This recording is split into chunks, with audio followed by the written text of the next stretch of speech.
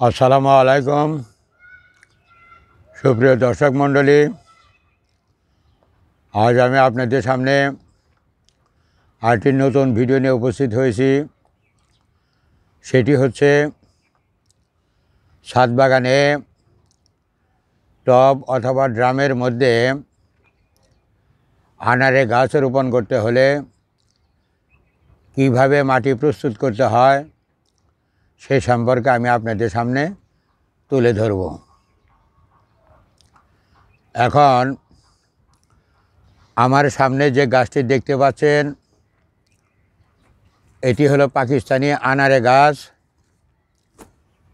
এই গাছটি আমি রিপোর্টিং করব, অর্থাৎ এর চেয়ে বড় একটি ড্রামে আমি ট্রান্সফার করব বা প্রতিস্থাপন করব। এখন গাছের যে বয়স, গাছের যে আকার আকৃতি, সেই হিসেবে এই ছোটো 6 থেকে 8 ইঞ্চি টবের মধ্যে রুট বাউন্ড খুব একটা ভালো হবে না। এই জন্য আমি এই গাছটি আমার পাশে দেখতে পাচ্ছেন দুটি ড্রাম আছে। এই ড্রামগুলিতে আমি প্রতিস্থাপন করব। তার আগে দেখেন আমার সামনে এই যে মাটির স্তূপ দেখতে পাচ্ছেন, এই মাটিগুলি আমি আজ থেকে 15 দিন আগে এটি প্রস্তুত করে রেখে তারা বস্তার ভিতর 7 থেকে 10 দিন রাখার পরে আবার রোদে শুকায় নিছি। এখানে এই মাটিগুলি প্রস্তুতের ক্ষেত্রে আমি কি কি ব্যবহার করেছি সেই সম্পর্কে আপনাদের সামনে তুলে ধরব। যখন আমি কোনো কিছু মাটি তৈরি করতে যাই, তখন আমার একটা খাতা আছে, সেই খাতার ভিতর আমি সেটা লিখে রাখি। এই মাটির ক্ষেত্রে আমি ব্যবহার করেছি জৈব সার। জৈব বলতে এখানে আমি 3 ধরনের ব্যবহার করেছি। প্রথমত গোবর আছে, ভার্মি কম্পোস্ট, কিচেন কম্পোস্ট এবং পাতা পচা সার। এটি হলো আমার জৈব গোবর সার, তার সাথে আনুষঙ্গিক। তার সাথে রয়েছে চা পাতা, 1 বছরের পুরনো চা পাতার গুঁড়ি, হাড় গুঁড়ো, শিংকুচি, খোল, নিম খোল, ম্যাগনেসিয়াম সালফেট, এসওপি। আমি এখানে সাদাটা ব্যবহার করেছি, লালটা ব্যবহার করি নি। তারপর আছে আপনার Epsom salt, boron, zinc, Furadan এবং হিউমিক অ্যাসিড। এই সমস্ত উপকরণ দিয়ে আমার এই মাটিগুলি প্রস্তুত করেছিলাম। তার সাথে দিয়েছি আবার কোকোপিট এবং বালি ব্যবহার করেছি। কারণ কোকোপিটের উপর আমার নতুন একটা ভিডিও আপনারা পেয়ে যাবেন। কোকোপিট অবশ্যই ব্যবহার করতে হবে, কারণ কোকোপিটের উপকারিতা হলো মাটির এবং গাছের বা শিকড়ের ময়েশ্চারটা ধরে রাখে।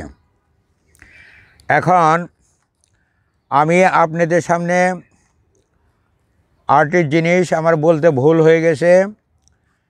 সেটি হলো এখানে রয়েছে চুন এবং ডিমের খোসা।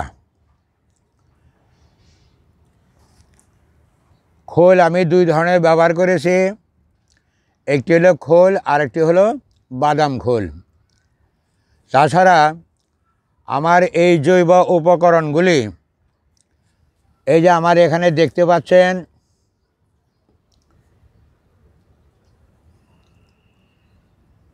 এই জৈব উপকরণগুলি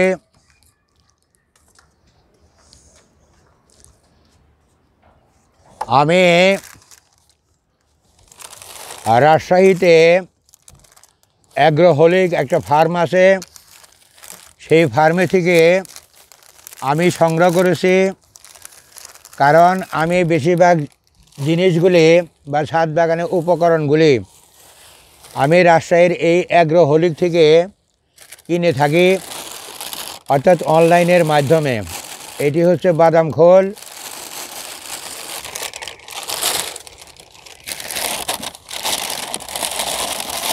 এটি হচ্ছে হাড় গুঁড়ো, তারপর রয়েছে আপনার শিংকুচি। রাজশাহীর এই অ্যাগ্রোহলিক যে অ্যাগ্রো ফার্ম, আমার বাগানের অর্থাৎ আমার ছাদ বাগানের যে সকল জৈব উপকরণ লাগে সব কিছুই আমি এই অ্যাগ্রোহলিক থেকে অনলাইনের মাধ্যমে সংগ্রহ করে থাকি।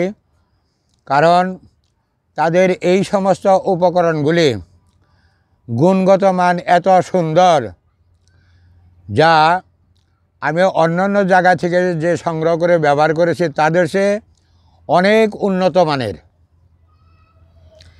তারপর আবার আপনারা হয়তো মনে করতে পারেন অ্যাগ্রোহলিক কোম্পানির সাথে আমার একটা লিঙ্ক আছে। আসলে তা নয়, কারণ যেটা ভালোকে আমি সবসময় ভালোই বলি এবং বলতে বাধ্য। তারপরে আপনাদের সামনে আমি তুলে ধরব, এই যে আমার সামনে দেখতে পাচ্ছেন একটি ড্রাম। এই ড্রামটি আমি কেনার পর কেটে নিয়েছি অর্ধেক করে, এবং এর মধ্যে কমপক্ষে এই যে 8টি হোল থাকবে, সর্বনিম্ন হলেও 8টি হোল ব্যবহার করতে হবে।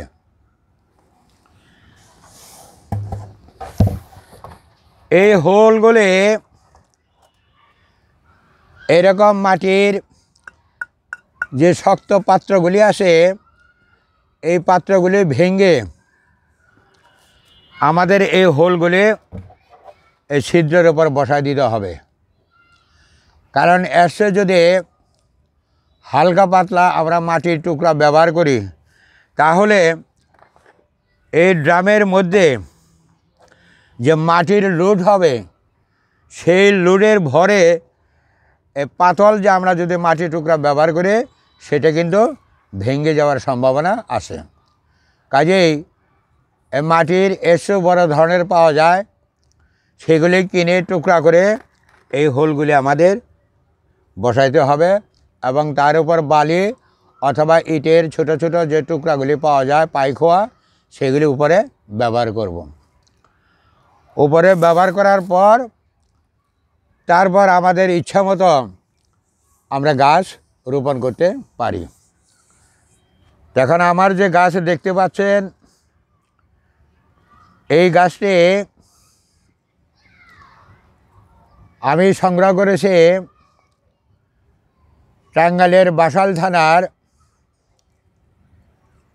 আল-আমিন নার্সারি থেকে। আল-আমিন ছেলেটা ভালো, ভদ্র, অমায়িক। সে নিজস্ব প্রযুক্তিতে ছাদ বাগান করে, তার ছাদ বাগান আমি পরিদর্শন করেছি এবং আমারও বেশ ভালো লেগেছে। ওই আল-আমিন নিজে ছাদ বাগান করেন এবং নিজস্ব প্রযুক্তিতে সে গাছ তৈরি করে, গুটি কলম এবং গ্রাফটিং দুটো কলমই তার কাছে পাওয়া যায়। তা আমি আল-আমিনের কাছ থেকে 10 থেকে 12টি চারা আমি সংগ্রহ করেছি। এখন এই চারাগুলি বেশ অনেকটা বড় হয়ে গেছে, যার ফলে আমি প্রচণ্ড শীতের আগেই আমি এই সমস্ত ড্রামের মধ্যে এখন প্রতিস্থাপন করব। যার ফলে আমি আপনাদের সামনে এই ভিডিওটা উপস্থাপন করতে যাচ্ছি এই জন্য যে আমি আমার ছাদ বাগানে বিশেষ করে আনারের গাছ কোন পদ্ধতিতে বা বিভিন্ন কোন জৈব উপকরণ দিয়ে আমি আমার গাছগুলি রোপণ অথবা প্রতিস্থাপন করে থাকি, সে সম্পর্কে আপনাদের সামনে আজকে তুলে ধরলাম। এখন এই গাছটি আজকে আমি আমার এই মাটি তৈরি দিয়ে এই ড্রামের মধ্যে আমি বসা দেব। ড্রামের নিচে আমার এখানে হোল যেটি ছিল সেটি সম্পূর্ণভাবে আমি রেডি করে রেখেছি।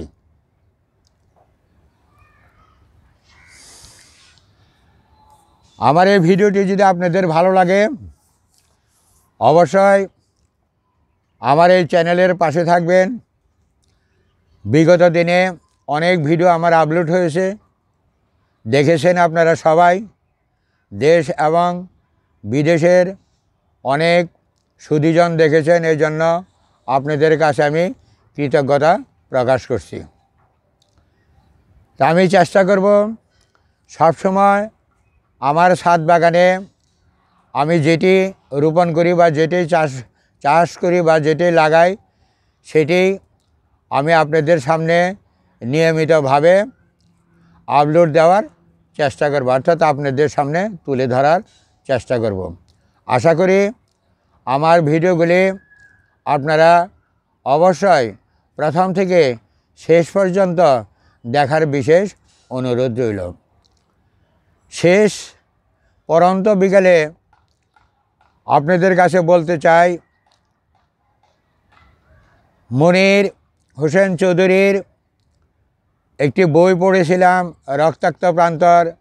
সেখানে একটি অংশ লেখা ছিল, মন যেখানে বাসা বেঁধেছে তার নাম কারাগার নয়।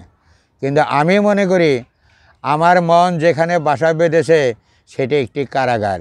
সেই কারাগারটি হলো আমার ছাদ বাগান। এই ছাদ বাগান আমার মনে প্রাণে অন্তরে গেঁথে আসে। এটি হলো আমার এখন কারাগার। শেষ বিকেলে পরন্ত বয়সে আমি সবসময় এই কারাগারেই আবদ্ধ থাকি। এই কারাগারে যত গাছপালা আছে সেটিকে আমি যত্ন নিয়ে থাকি। আপনারা আমার জন্য দোয়া করবেন। সবাই ভালো থাকেন এবং সুস্থ থাকেন। আল্লাহ হাফেজ।